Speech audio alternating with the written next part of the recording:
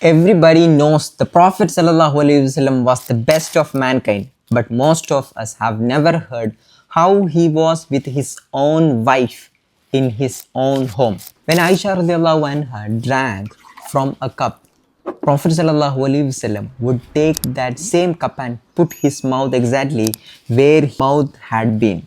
When she ate meat from a bone, he would take the same bone and eat from the same place she had eaten from. He would lie down with his head in her lap and recite the Qur'an.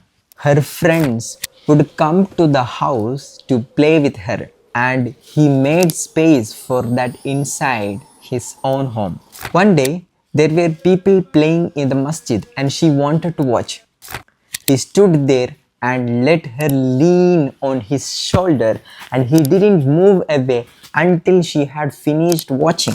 He raised her on foot, and he did it more than once. Every day after Asr, he would go around to each of his wives and ask how they were. And whenever he came back from a journey, he would never walk into the house late at night without letting them know he was coming. Now look at what all of these have in common. Not one of them was an obligation. There is no ruling anywhere that says a husband must raise his wife, or eat from the same spot on a bone, or stand and wait while she watches something. There is no rule. Every single one of them is noticing. He noticed which side of cup she had drunk from. He noticed that she hadn't finished watching.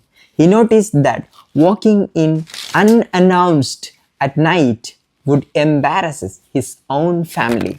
This is the thing we lose first in a marriage, and we never notice it going. In the beginning, you notice everything. You notice when she is quiet.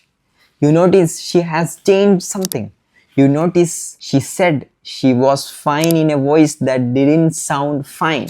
Years later, you are in the same house and you have stopped looking each other. Nothing broke. Nobody did anything wrong. You just stopped noticing, and she felt it long before you did. Most of us think we are doing well because the bills are paid and nobody is fighting. The house runs, the money arrives, and we call that a good marriage.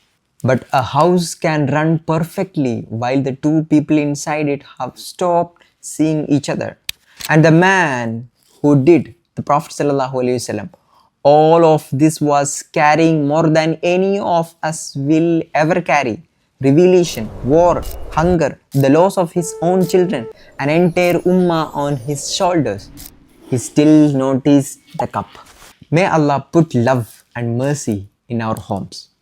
Amin Ya Rabbal Alameen.